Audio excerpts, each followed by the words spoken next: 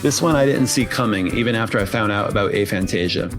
I didn't realize that when I give directions, I'm expecting kids to create a video in their head of the different steps so that when I'm done talking, they go do their thing and they start playing the video of the directions in their head.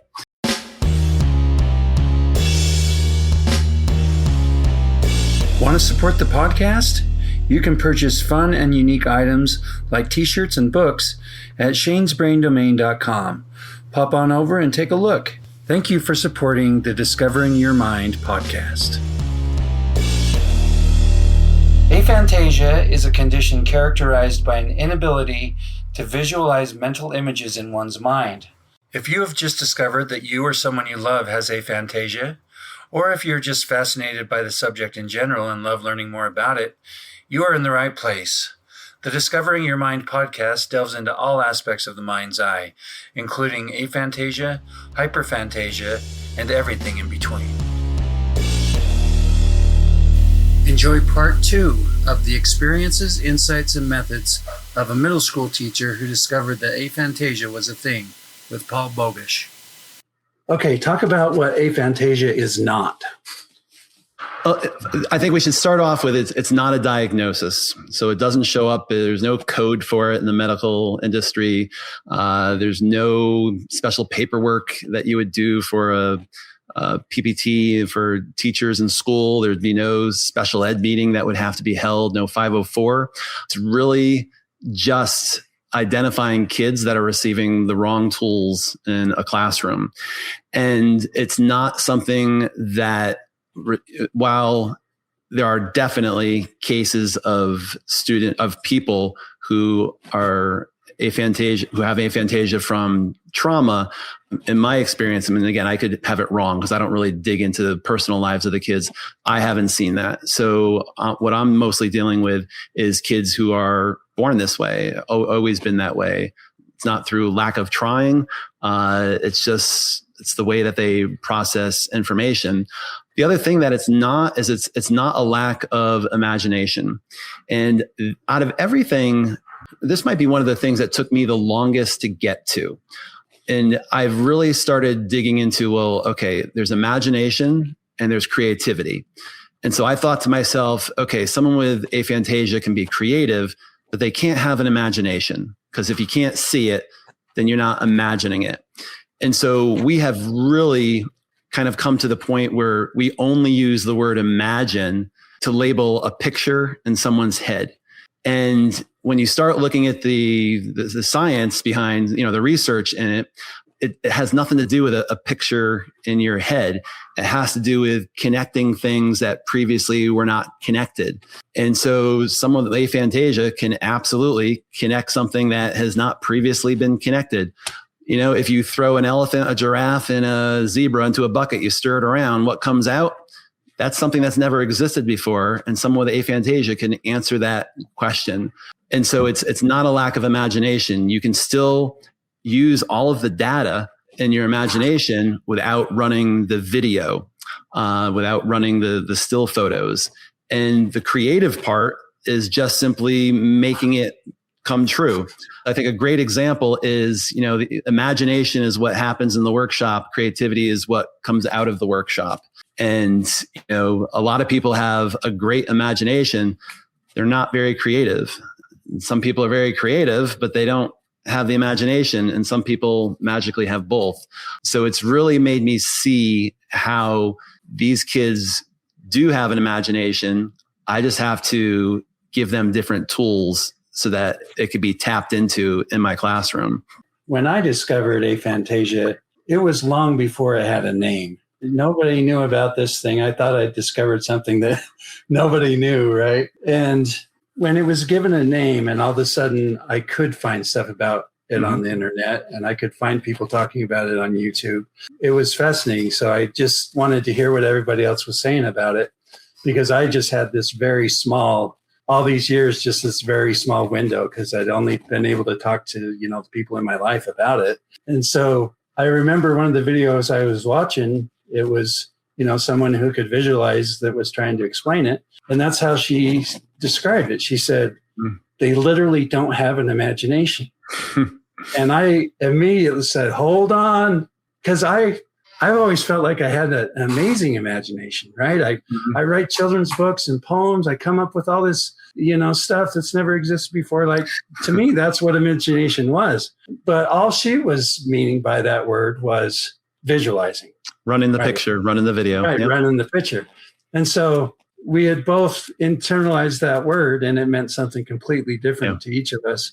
And so that's one of the advantages that I think comes out of talking about it, is it gets us a little bit out of what we think is true, of what we know is true, and hear it from someone else's perspective. Like, okay, maybe my way is not the only way. Yeah, I had a parent write a couple of weeks ago. It said she wishes she had a translator for her kid, so that you can talk into it, and then it will translate the words into words that made total sense to her daughter.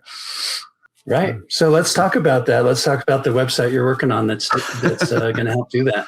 Yeah. So I wanted to put the paper somewhere. So I knew I wanted to put it up on a simple website. I knew I wanted to include some of the resources that I was reading. More than that first 2 or 3 pages of Google, there's a lot of stuff that if a parent says, what is aphantasia, they'll find, some halfway decent things, especially if they end up on, is it just aphantasia.com, the Aphantasia Network? Mm-hmm. Like if they end up there, they're doing all right. But there's a lot of stuff that's just, generic just to get hits on the internet.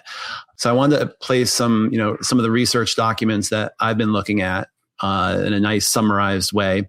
And then after that lady wrote about the translator, I was like, whoa, that could be done. And how helpful this would be for a kid who could take a question, plug it into the translator, and it will basically, the translator will say, here's what your teacher is actually looking for in words that a kid with aphantasia would understand, and vice versa, where a teacher could plug in a question and it would come out in a way that they could include it on the test or for homework or for whatever. So it's up on the website. It's nopictureneeded.com. And I would say that the translator is about 75% done. It's pretty good right now. I'm still, stress testing it. And, like my wife yesterday was like, oh, try this question, try that question. So like, I'm still, stress testing it, changing the responses and tweaking it. At this point, it's definitely better than nothing. You put a question in. The first thing it does is it gives you a short version of the question. It gives you a little bit longer version of the question. It gives you a section called, here's what the teacher is actually looking for. And then it gives you a section that says, here's 3 things you could do to get you started in your thought process for answering the question. So it's, a pretty straightforward little thing, but in the tests that I've been running on it, I hope it's helpful to somebody. Yeah, I love that. That's such a cool idea. Yeah. Yeah. And again, like I know there's a couple of little flaws here and there with certain types of questions. Right now, I have it assuming that the teacher gave them the notes on it already. So like it's kind of like almost like maybe like more of a test prep or homework based on what you did in class. So it's not currently set up properly to give answers to questions that a kid might have to research that was not discussed in class. I don't know if that makes sense. All right. In your paper, you talk a little bit about the difference between sympathy and empathy. One of the things that teachers need to do is not assume they know what the kid is thinking. And, sympathy is that, kind of feeling sorry for someone. Empathy is being in their shoes. And the problem is, even with this, even if you try to be empathetic, you still cannot experience what they're experiencing. I can have a kid who their grandma died. I get that. I can absolutely say I've walked in those shoes. Something else happens at home. Somebody loses a job and things are really rough. I could say I've walked in those shoes. I know what that's like. I can put myself pretty close to how that kid is looking at the world and hearing what I'm saying. A kid with aphantasia, I can't. And that's really hard to say because kind of always want to be able to put myself in kids' shoes and understand what they're going through. And so it makes me kind of work harder to make sure that there are multiple paths to success in my class, that it doesn't look the same for everybody, so that even if I can't be truly empathetic, they can still be, truly successful, because there are choices and different avenues to success that are available to them. Right. To me, the difference between sympathy and empathy is sympathy is feeling bad. Oh, poor you, you have this thing. And empathy is, oh, you're different. That's awesome. You have this cool thing, and here are your strengths, and here are some tools that can help you, right? It's a negative versus a positive. My good friend said to me, when I first found out you had aphantasia and you first told me what it was, he said, I felt bad for you. But he's all, now I don't feel bad for you at all. In fact, I think it's your superpower. Yes. Yeah, your answer is better. So when you're being sympathetic, you're looking at it as what the kid can't do. When you're empathetic, you're looking at what can the kid do. But you have to know enough about the aphantasia to realize there are incredible superpowers that come with this. And because I know my daughter the best out of anyone who has this, she could do things that I can't do. If she attends a meeting, she has such a different perspective. She's not bringing all of the garbage that happened before the meeting to help solve that problem. It's fresh, it's in the moment, and it's being dealt with right then and there. Not like, oh, well, this happened last time or this happened whatever. It's a very fresh perspective with fresh energy. You're not picturing what happened before. You're not picturing what's going to come next. You are literally just dealing with every word in that moment and paying attention in a way that I just can't. Her ability, and all of these kids' abilities, to appreciate people's differences and, for lack of better words, love everyone, regardless of their backgrounds, what's happened before, or what might happen after. They're just so welcoming. They don't come in and prejudge you. They take you for who you are and what you can do. And that's exactly who you're supposed to be. They're not trying to change you. They're not trying to see you as somebody else.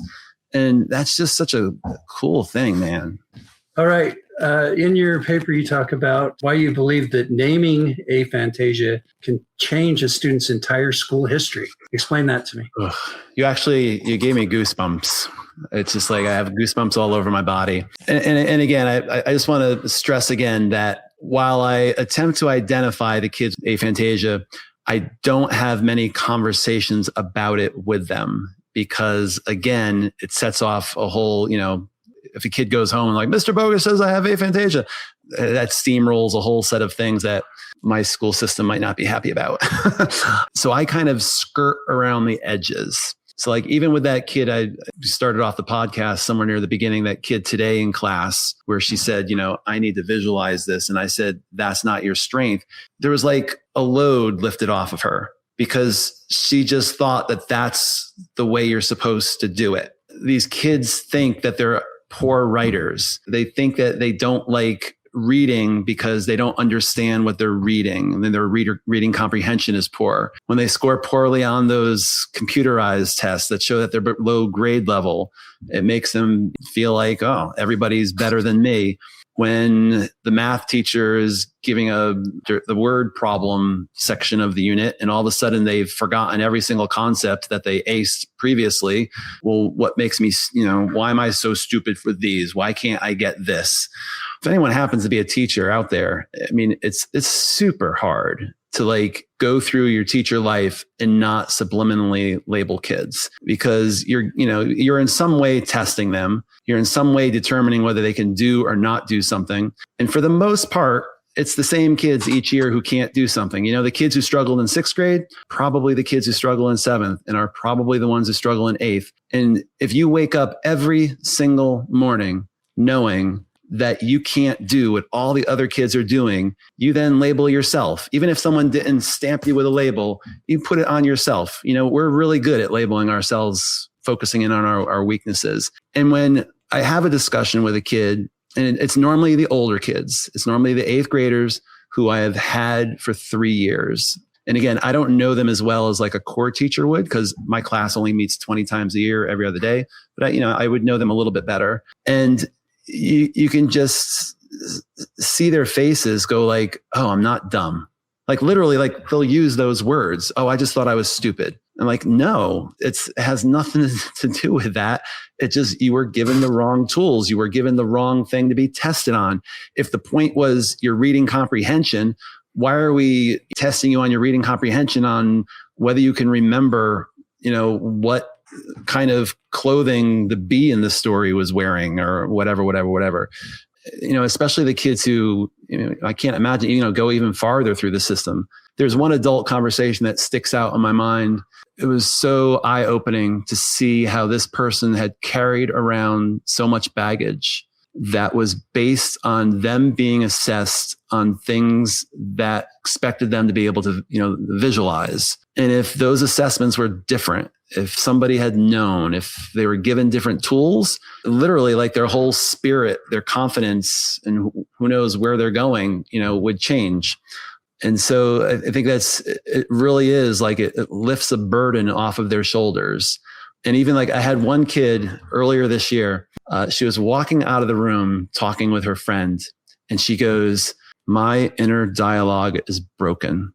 Like I can't figure it out. Like everybody else could think about blah, blah, blah, and I can't do it. And I was like, whoa, come on back here. And I know she had scored a 1 so I know she had aphantasia. I was like, that was right at the point where I had learned, the long word for not having inner dialogue, whatever that is. I had just been reading about that. And I was like, whoa, no, here is what is going on and why you have no inner, just like, oh, really? Well, that makes sense.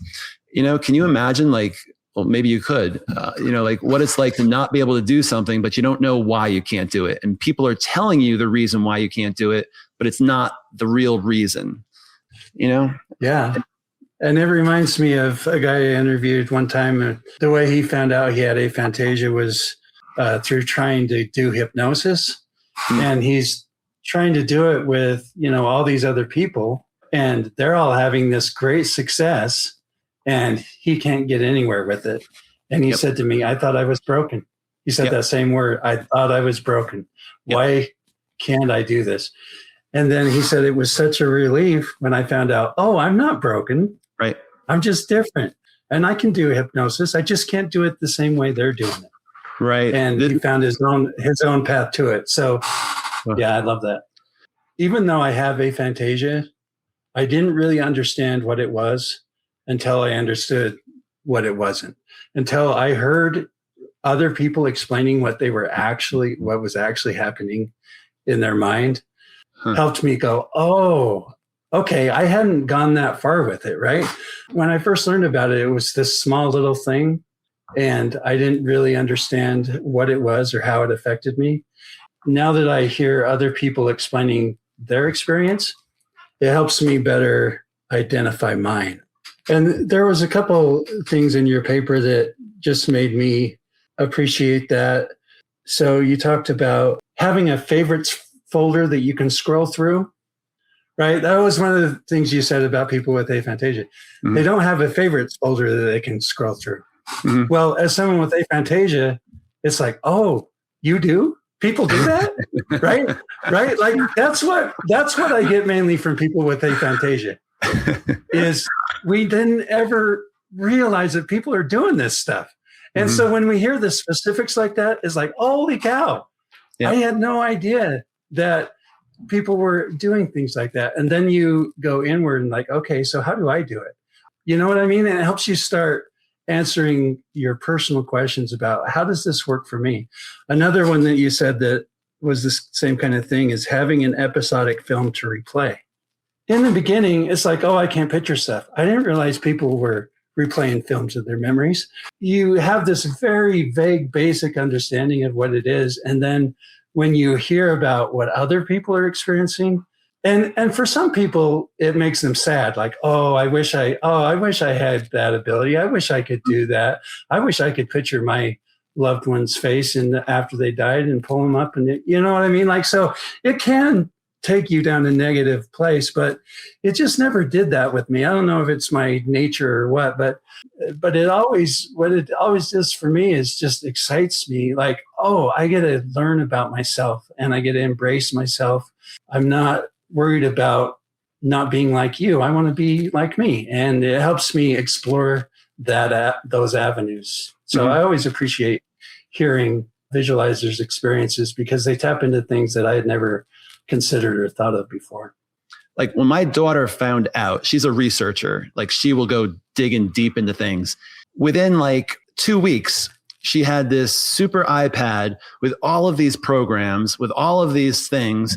And when she came home the next time, she showed us now like how she's doing notes and researching in school. Like, and if she had only known this beforehand, she would have been using this, through high school, middle school, whatever. She read about other people and how that, things that they did, took all of those things, figured out which ones worked best for her, filtered out the rest, and, ended up, now she has a system when she's taking, classes. Also then experience, here's the things that would help you, instead of just thinking that you're incapable. Right. I'm not broken. So what's the answer, right? Yes. All right. Talk about anxiety and anticipation. What I found as a pattern with so many of these kids is that anxiety that occurs with any situation that is new. Like I cannot imagine having to go to school on the first day when you cannot predict what's on the other side of the door, or not predict what happens when you take a left in the hallway, or not predict what it looks like, in your classroom, or what your teacher is going to look like.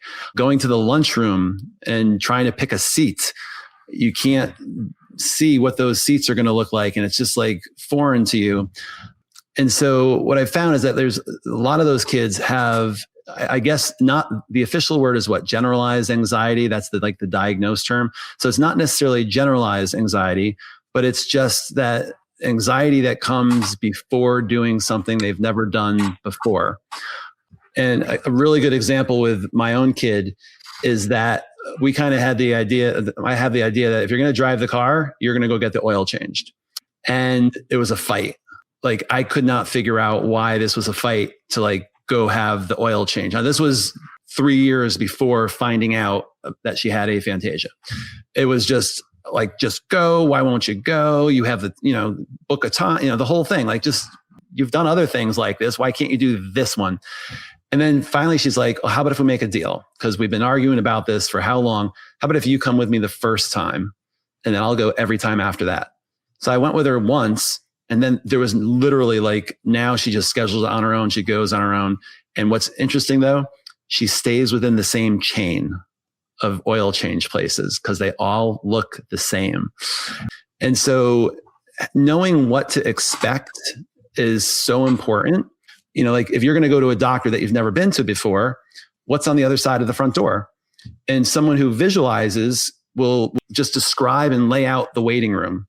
The generic doctor's waiting room, they'll describe the type of chairs, the color of the fabric, where the receptionist is sitting. Like it doesn't matter what doctor you go to, before you even open that door, you already know what to expect.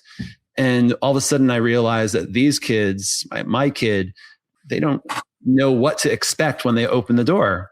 There's nothing on the other side, and so being very specific, like I want to create a video for incoming fifth graders of the middle school that is so detailed that leaves nothing out, that literally like the video just walks down the hallway. It's not like a picture of the room, a picture of this. Like, it's like, okay, we are getting off the bus. We're walking up the front stairs. We're walking in the door. We're walking, and my daughter took me through that, like what she would want to see in the video. And I was like, oh my God, that just, and there's there's a expression in education, a rising tide lifts all boats. Like that video would help everybody, not just kids with aphantasia. Right. It would help every single kid feel better about what they're walking into. All right. Talk about multi-step directions and working memory. Oof.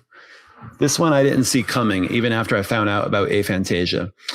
I didn't realize that when I give directions, I'm expecting kids to create a video in their head of the different steps so that when I'm done talking, they go do their thing and they start playing the video of the directions in their head. And it especially became true when I found out about this. I was in a little tiny classroom in the library. So we would often go and work in the library, but we would start off in my classroom. So I would give directions in my classroom. Here's what we're going to do. Here's where the supplies are. This is what you're going to do first, second, third, fourth, fifth. Now let's go out and do it. And then when I found out about aphantasia, I was like, that was a total and complete waste of my time. And the kids' time, I wasted their time because as soon as the last word came out of my mouth and they left, they couldn't picture anything that I was describing. They couldn't redo all of those directions that I told as in a story sort of format that I thought would make sense because I'm literally watching the video in my head as I'm giving the directions. And so it become a lot more clear now where it's like, all right, here's the first thing we're going to do. I've always been a classroom where everybody's doing something slightly different, but it's even become more so like that. So we were building some towers last week and everybody built the base. And then as kids got to different places, I gave the next step as they got there. So instead of giving all the directions, it was one step at a time as kids needed it. And it just makes sense. Just, I didn't see it, but it now makes sense to me totally. Read the book that inspired this podcast, Aphantasia and Beyond, available on shanesbraindomain.com and Amazon. All right, talk about creative work and writing. So I had a conversation with a kid with aphantasia, and I said to them, I was just like trying to see how they process stuff. I was like, if you're going to take a long ocean voyage on a small boat and you were going to bring a brand new animal that did not previously exist, but you were going to make it by combining two animals that exist into this new animal, what kind of animal would you bring on the voyage? The kids with aphantasia was like, what are you talking? One person was like, well, I need to know where we're going and why. I need to know that, struggle to answer. But this one kid, it was like instant. And it happens to be a kid that I know struggles with so many other things like this.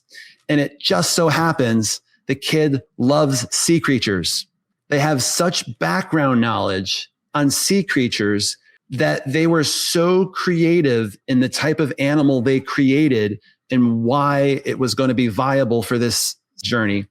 And in that one moment, I was like, again, like we perceive certain kids as not knowing things, but is it because they don't know it, or is it because they just don't have anything to like latch it onto? They don't have that background experience. And that's why the apple test you give, I think, might be a little bit wonky with some people, because I eat 4 apples a week. I have an apple tree. I live in Connecticut and go apple picking every single fall. I worked at Old Sturbridge Village, and I'm very familiar with like vintage old apples, heirloom apples. I've done research and stuff on like cider mills and that sort of thing. So if you ask me to picture an apple, I can go crazy with it. But if you ask me to picture like a Brussels sprout, that's a fuzzy picture. I actually like that about the apple test, because I know that everybody is picturing things different based on their familiarity with it. Everything about it plays a role on how well they're going to visualize it or how they're going to visualize it. But that helps me pinpoint how they're visualizing. I've used the square as well. When I first started, I was using the square. I feel like some of the answers I get with an apple, I wouldn't get with a square. And that's why I also ask about horses or chickens or cows and pigs. I'm always switching up, trying to switch up what I'm asking people about. Not too much, because I like to compare what different people are saying. Yep. But I love that about it, that it kind of opens up and people will then tell me those kind of things. Well, I pictured this apple because I just went to this apple orchard.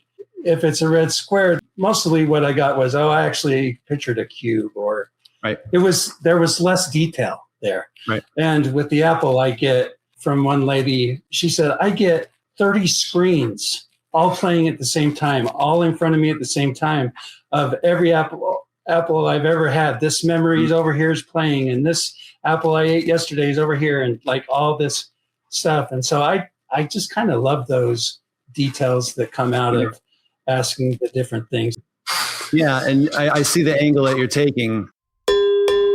I wanted to share a few more of my thoughts about the apple test versus the square test, because this is something that has never come up before, and I find it interesting.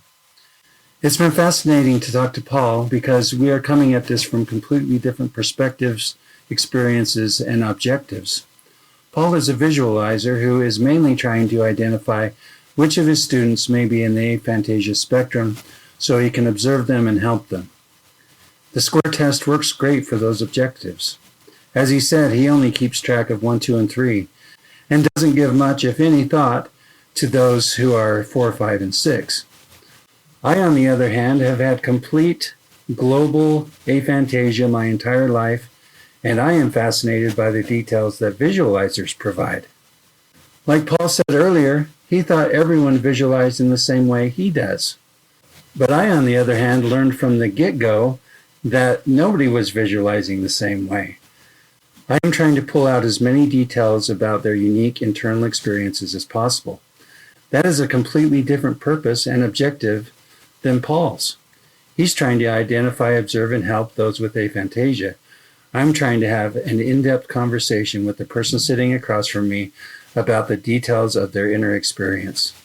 I think the Apple test does a much better job at getting people talking about these details. In other words, he likes it tight without much wiggle room, where I want it wide open, where anything and everything can come to the surface. Like I said before, understanding the details about how people are visualizing has helped me better understand what aphantasia is and how it affects my life. I think we are each using the correct test for what we are trying to accomplish. If you're interested, you can check out the original YouTube video that I did around 5 years ago using the red square test.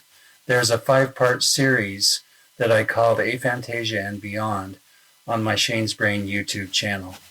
This was my first attempt at documenting my research and features an early rendition of the questions that later morphed into my book and this podcast. Check it out. Some people will have totally different responses if they've seen something in real life versus if they've never seen it. And like one thing that I've been like amazed at recently is like, do you have a pet by any chance? No. Have you ever pet a dog? Yes. Okay. Can you imagine right now what it feels like to pet a dog on your fingers? Can you feel the fur? No. Okay. So, but my son can. Right. He's what he calls himself, a super toucher, super feeler. So now some people with aphantasia I found can imagine that, but they like, I can imagine petting a killer whale. I've never pet one before, but I could feel the sensation of the skin. And so like my wife, for example, she can only imagine things that she's already previously touched. And if she didn't previously touch it, there is no like creating the sensation. I have a friend that's the same way visually. He cannot visualize things that he's not seen before. Everything he visualizes is something he's already seen. Yeah. So yeah, that's what I'm talking about. All this nuance, all these differences. Nobody's the same. And that's really what my questions are designed to do is let's see what people say. Right? Because you just never know. And the things you discover along the way, the things you're discovering along the way are the same things I've discovered along the way. The more people you talk to, it's like all of a sudden, oh, wow, that's not like me at all. Or I didn't know people did it that way. Or, you know, I have another friend that can't visualize with his eyes closed, does it with his eyes open. So then you go into, well, everyone, when they're asking people to visualize, they tell them to close their eyes. So is he struggling because he can't visualize, or is he struggling because his eyes are closed? It's amazing. It's just all amazing. It's all amazing. All right. Talk about reading comprehension. I think that one that connected to the when the kids are told to read a passage that requires all of that, descriptive language, and then they're tested on it, and it comes back they don't have the answers. Kid after kid after kid is always like, I just skipped those sections. I don't, why are they even in? I know, like, my daughter was like, she said that all through her life, she was like, why would the author spend any time writing those paragraphs? Like, if there's no point to it, why would they even be published? Why not just get to the point? And yet those are the things that they're going to get tested on. And so, like, the nonfiction stuff, that's not flowery and descriptive, the reading comprehension comes back, at the appropriate level. And this is where, like, I think if you knew you had aphantasia, or if you had someone giving you coping mechanisms. So my daughter, I said to her, I was like, she aced out of the reading test in high school. It's the I Ready test. You sit down, you read the passage, you answer the questions, you move on. You sit down, you read the passage, you move on. It's the most horrible thing to promote reading. But she she bounced right through it. And by whatever year, she was like done with it. And so I was like, well, how did you pass that? How I don't understand that if you can't visualize that information, you're being asked questions about visualizing the information. How did you get hundreds and not just fail everything? And she had the most interesting response to me. She said, because she knew she was going to be tested on it, she could just, as she's reading it, she took the things, and this is how I'm describing it, not necessarily her. She would like put them down on that file card for that passage. And she would answer the questions, and she went back to the file card. And, if it was like, what color dress, she was like, okay, on my filing card, there was dress purple. And, she didn't have to picture it. It was dress purple. She would answer that. And then when she was done answering the questions, she ripped up and threw out the filing card. As long as if she knew ahead of time, that was how she plowed through that, is just by filing it away as random facts that sometimes didn't mean anything. But she would be able to pick up on, the matching words on her filing cab versus the matching words on the question. So, like, even if kids knew that this is what you have to do, that, these words, you don't have to visualize them. You just have to, again, like you're describing an elephant. You don't have to visualize it to know the descriptive words for an elephant, Talk about art and spatial tasks. This is one that in the beginning, I thought that that anyone with aphantasia was going to end up being bad at art, and they were going to be bad at anything spatial. So hitting the spatial thing first, there has been research on this that shows that there is not a big difference between visualizers and people with aphantasia. And I forgot the details. I'm trying to draw back the details because there is one subtle thing in that study, but basically that spatially people can still have the same outcome. And with art, it's been really interesting that most kids hate art.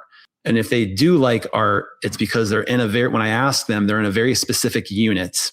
But anything that's like starting from, like, here's your open canvas, paint your picture, they tend to struggle with. But again, I think there's a fascinating community of aphantasic artists out there who tell their stories online. I have the name of a couple in my paper, and it's interesting to see how they approach art. And I think a really cool little art trick, if you want to do with someone, is if you have a person with aphantasia and a person who visualizes in the same room, give them both a piece of paper and have them draw a smiley face. What's the first thing you draw, Shane? I don't know. Let me do it. Good. Do it. So draw a smiley face. Circle first.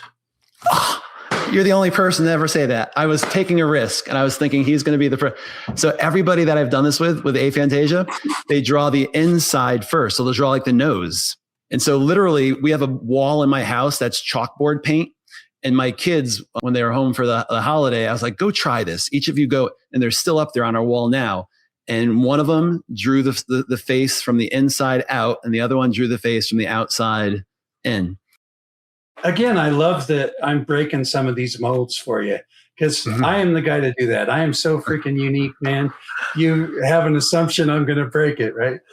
And I just kind of love that perspective of, Yeah, there's all this research, these studies. We generally know these things, but what about that horse that eats meat? Or what about that guy with aphantasia that draws a smiley face with the circle page, right? Like you get into these details and the assumptions start to fall away.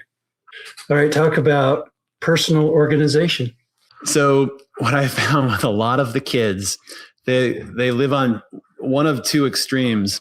They're either, and you talk about one that has a lot of nuance. This one, there's a lot of exceptions. But generally, they tend to have rooms where everything is perfectly in place, or rooms where there's nothing in place and stuff is strewn everywhere. Thinking about it, like the kids where everything is in place, that's what they need. They need to know that their sock is always going to be in that drawer. On the other end, the kids that have the mess, the second they walk out of the room is not messy. The second they turn their head, the room is not messy. The second they close the closet door, the closet is not messy. They still will have their system within the mess where they won't have a picture of it. It's like everything they own has a coordinate in the room. And what's amazing is that if you mess with one thing, it's like everything goes off. Like, if I move a table, or at home, if we move something in the living room, that's like, it's a shocker to now the entire thing needs to get reorganized in the head and all the coordinates need to get redone. And how, like, especially like a bedroom is, memorized in a certain way. My daughter we did a really awesome thing with my daughter, this experiment. I was trying to figure out like how she processes things. So I gave her a piece of paper and I said, draw your bedroom. Like here, I drew the door and I said, you draw the rest of it. And she faster than I could, she drew her entire room, the cabinet, the bed, the this, that, and the other thing. I was like, how did you do that? She's like, well, that's just where they are. And somebody else that was there that said, do the picture again, but with the bed on the opposite wall. She couldn't write a single thing. And so, moving, the shoes always go in the same spot. If you decide to move where we keep our shoes, that is like house warfare will occur. It is like the most dangerous thing we've ever done in our life to our daughter if we decide to like move where the shoes are going to get stored. I will never park in her parking space in the driveway again. Because those coordinates are like set in stone. And if it's not where it's supposed to be, it kind of, it throws everything off. Okay. Yeah. Talk about decision fatigue. This one I have almost gone back a million times and decided to take this out because this is a lot of the stuff in this paper is my observations. If I've seen a pattern, and at this point I've had hundreds of kids that I've been able to observe with aphantasia, and I see those, I'm looking for patterns, one marking period. And then I could see with the next set of 40 kids, do those same patterns occur? And so for a lot of the kids, because the questions they're trying to answer and the situations they're trying to navigate take extra brain power, it seems like it gets to a point where it's just like, I don't want to think of anything else. Like I'm done. In my class in particular, sometimes there are kids who again, we do a lot of building and something might fall over and I could see with the kid, like they're done trying to figure it out. Like they don't, I don't want to push it. Like, all right, just, pack up and, take a break for a moment. If there's like new things that are occurring, so like especially in the first couple of weeks of a marking period where you have the new schedule, you have the new teachers, those kids seem to have less of a reserve. And I'm wondering if I'm placing this feeling on them and maybe I'm not, maybe I'm interpreting it wrong, but it definitely seems like as they come in every day and they get used to knowing what comes next in my routine, there's a comfort level that occurs that's different than the other kids. And I know that makes sense that, the more you see a teacher, the more comfortable you become, but there's some other like thing that clicks and I don't know the words, I don't know the thing, but they seem to just make a jump after about 3 or 4 classes. Once there's no longer those minute by minute decisions that they're making, because again, my class is so different. It's so different than anything they've experienced before. So everything is new, everything they're trying to figure out. They don't have the language or the background to figure out things. And again, after about 3 or 4 classes, those kids with aphantasia, they're like different students. Like they just, I'm running through like the list of kids in my head from this year that all of a sudden, like 3rd or 4th class, they're like they just burst into these star performers that I don't see coming. And I kind of see that as they're not having to constantly think about what's coming next. How do I deal with it? What am I supposed to do? And they just, they're not getting tired of having to do that all the time. At some point too, it just goes back to that point where it just kind of clicks. There's no more confusion or uncertainty, and what this is, it makes sense, and you can just get comfortable with it. Yeah. And that's the second time you brought that up. And it's so true. And there's this one particular student that sticks out in my mind. It was about 4 or 5 classes of just struggle and me trying to figure out the words and what's going on and this, that, and the other thing. And then finally things clicked. And then I told her parents, I was like, then all of a sudden she was like, just every class so far ahead of everybody else, like just so far ahead. It was just absolutely amazing. It's amazing. And that clicking you talk about, I've talked about that with kids who dance, who play baseball. One coach said that the kid, it takes him longer to learn the new skill than everybody else. But once they learn it, they never have to reteach it to the kid. And that's the kid that gets put up as the example for all the other students or for all the other players. Same thing with dancing, is that it took longer for the student to get the dance moves down, but now they're on like, the whatever team and the whatever this. And that's a whole nother level. I would love to write a guide for ballet teachers and sport coaches, because that's one of the first things I researched is like, how do you do ballet if you can't picture it? And basically the idea is that if they tell you to go across the stage and be light like a butterfly, like you're flying gently in the sky, that's not happening.